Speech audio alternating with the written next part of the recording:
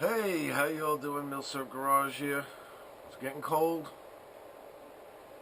How many more videos we're going to be able to tolerate out here in the garage? A little chilly today, right, Charlie? You have a kid. Still go sleep in an igloo. Right, buddy? I'm making a video. You want to be in the video? Talk to the people. Well, what we got today is a Krag, 1898 Krag. It's not mine. This is a loaner. And, asked if I could feature it because it is just so gorgeous. I would definitely buy one of these if I could get one in this condition. Run it by you here. It's definitely gorgeous. I like the condition, but I can't find one in a condition like this. Look at that cartouche. Where is that? Look at that cartouche on there. Boom. Nice. And, you know, that's what I'm looking for. But, can't come up with one like that. Sights, beautiful, non-damaged. The story with the Krag. What is the story with the Krag? You know, we used it for a while here. It's a Norwegian design. It's, what we decided to use.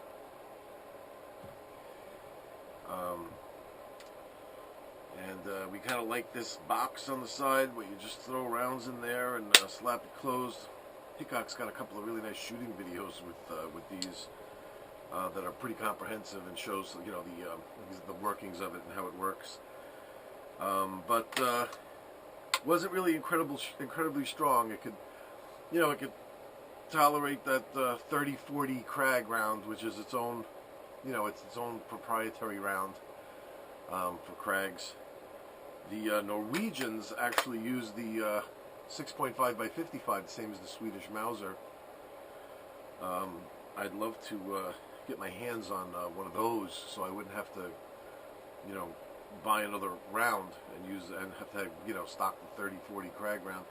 And that 30-40 Krag round, the name is left over from the, you know, where they'd have the caliber and how many grains of black powder it was. It's an old round, you know. And the thing about these Krags was that they were just not super strong. They had this one locking lug that didn't even lock up inside a receiver ring. It just kind of locks up down here by the bottom, like kind of like where a follower would be. You could see that lug right here. There's that one lug right there. And you can see it doesn't even travel all the way up inside a receiver ring that would be over here. It just kind of stops right there. And it just kind of turns right down into a recess that you can just literally visualize right there. And that's about it. That's about all that's holding that bolt in. So, you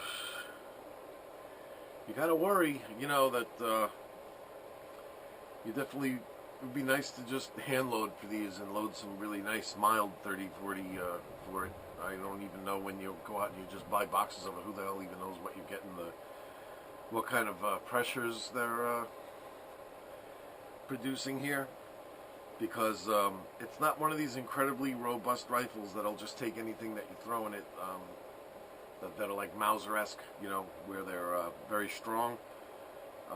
You're not dealing with serious strength. You're dealing with they actually, before they moved on to a more powerful rifle, they actually tried to do something with this thing to be able to up the oomph to that 30-40 round, and these things just weren't having it. So they just kind of moved on. But this loading design is unique to these. It's just very interesting. That's kind of like what everybody loves about it. That's like its thing, is that you just kind of toss rounds in here and just slam this box closed, and there's no real mechanism in here really. It's just an opening that feeds right around. So just by the design, just by the shape of that, some genius was able to figure out that it would just kind of feed them up and around properly, and I've never really heard of feeding issues with them. So that works pretty well. It's just a question of you really had no feeding device. You didn't really have any stripper clips. You just kind of had loose rounds. You could load on the fly, which is one thing that was cool.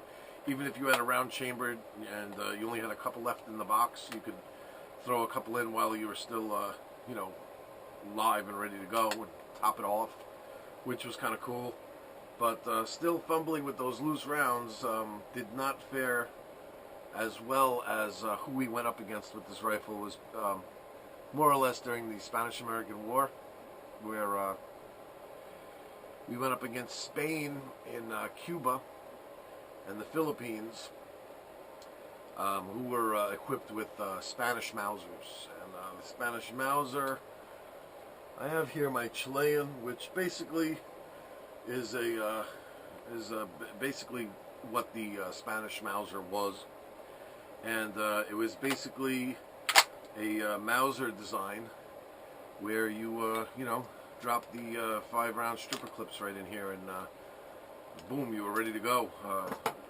5 rounds loaded quick, and these things, this 7x57 was ballistically better.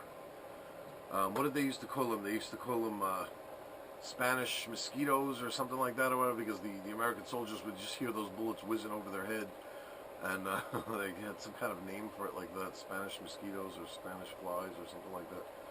Spanish Flies. And so even ballistically, they were better. As far as accuracy, I don't really know, but I just know that they were kicking ass with these things. So we decided to move on, and it's interesting. We kind of made like a Mauser copy in 1903 that still had the magazine cutoff switch that the Krag has. You know what I mean? So you carried over a couple of Krag ideas into basically a Mauser design that was fed with stripper clips for the ease of loading, and we kind of jumped on the bandwagon and was like, yeah, we want those. What were those guys using? That's what we want. And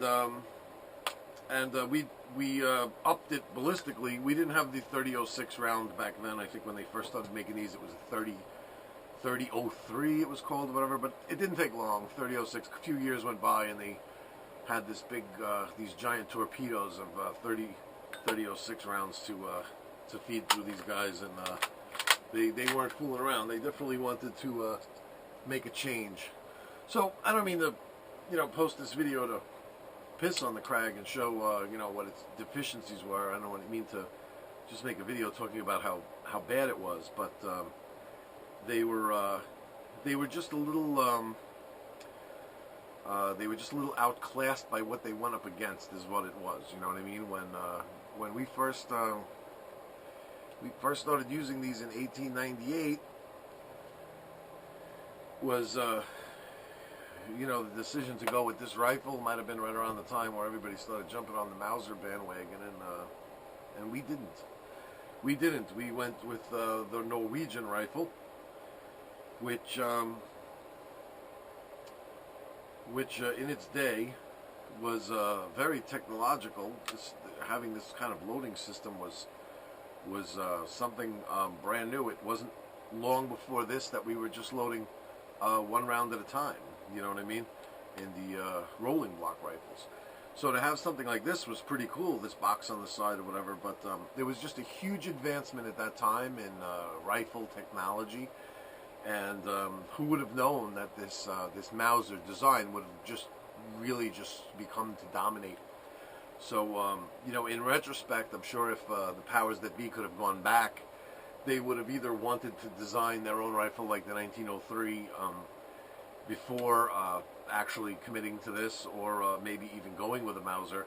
But we went with these guys, and they've become a part of American history. And they're, these are made by Springfield. These are real deal American historic rifles, and they earned their spot in the hierarchy, but just unfortunately they didn't really have, they're not really going to have a lot of good stuff behind them as far as how powerful they were, and how the operation of it was successful, because anybody that was in that Spanish-American War would probably tell you that they were just decidedly unsuccessful going up against the legion of men with these Spanish Mausers, and supposedly, you know, they had a much fewer men. We went up against like a very small army, and they were able to really do more damage than we thought, just because of the firepower that they were using, and definitely taught us a lesson. You know what I'm saying? And the lesson was probably something like, let's put the Krag up in that hierarchy of rifles and see what comes after it. That was probably their main thought. But now, coming to modern times, and as a collector, these are pretty cool. Like I said, it's very unique the way this box works, and the action is just absolutely smooth as silk. It's been beautiful, you know. The action, they're known for having a very smooth operating bolt. So for a shooter, so you see a lot of these that are sporterized and screwed with, you know what I mean? So that's why to find one that's still in its military configuration like this is nice, you know. And this is how I would want one. And they are nice shooters and fun. And the 30-40 Krag round doesn't really kick your ass. So you know, even for new shooters or somebody that's recoil sensitive, they would be a good choice. And the ammo is available. It's not like it's not available. PPU, I'm sure it makes it. And you know, it's not one of the easier rounds to find, but they are out there. Actually, I wonder if PPU makes it. I wonder. I might have done a little look, and yeah, I think they do. I think PPU makes it. And I would trust theirs, but you just got to be careful with where you go for ammo choices for these, because you certainly want to stay within the load specs that it was made for. You know what I mean? You certainly want to, and they can be fun. And the fact that there's Norwegian ones out there that use the 6.5 by 55 round, that's what catches me. You know what I mean? And I'd really love to find one of those, but even with those, you do have to be careful what 6.5 by 55 round you're using, because they're not any stronger than these per se. I think I might have read somewhere once that those have 2 locking lugs. Then someone else told me no, they don't. I'd really have to like really do a lot of research and delve into it. But you do have to be careful that you're not using some 6.5 by 55 round that's made for hunting or whatever. You know, it's got to be something that's mild, and it's the same with the Swedish Mauser. You definitely have to use a 6.5 by 55 round that's tame, that's like kind of like made with the pressures that it was originally designed for.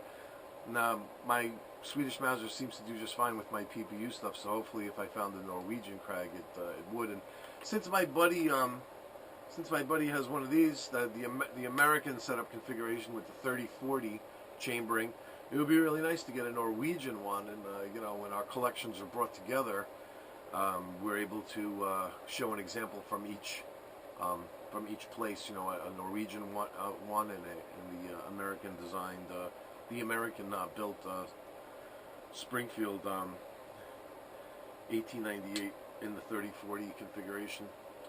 So that's the 30-40 Krag. It just didn't seem right to not have a video out there on this. It's funny how the front side, the rear sight here is very similar to the 1903 Springfield in its complexity. It's actually, I think it's identical. You know, does it have the reticle on the bottom? That's the one thing that it's missing, is the reticle all the way on the bottom here. But other than that, with this little knob that twists and this thing that goes up and down, it's very similar. And yeah, and this sight, this sight is adjustable for windage. I'm pretty sure it has to do with this knurled knob up on the top that moves it back and forth, but we have not messed with it, because it doesn't really move all that easy. And that's probably a good thing if it does adjust the sights. But yeah, that's the story. That's the 30-40 Krag. And maybe if this guy actually, you know, gets some ammo for this thing, hint, hint, and you know, and gets it together, maybe we can actually get this thing out to the range one day and post a shooting video with it, hopefully. And that's the story. You know, I'll get in here and post a video here and there on a nice day, but we're almost wrapped up for the summer here. It's either going to be range videos or out in the woods in the winter videos because we're just about done here, right, Chuck? Oh man, this dog, what a lazy dog.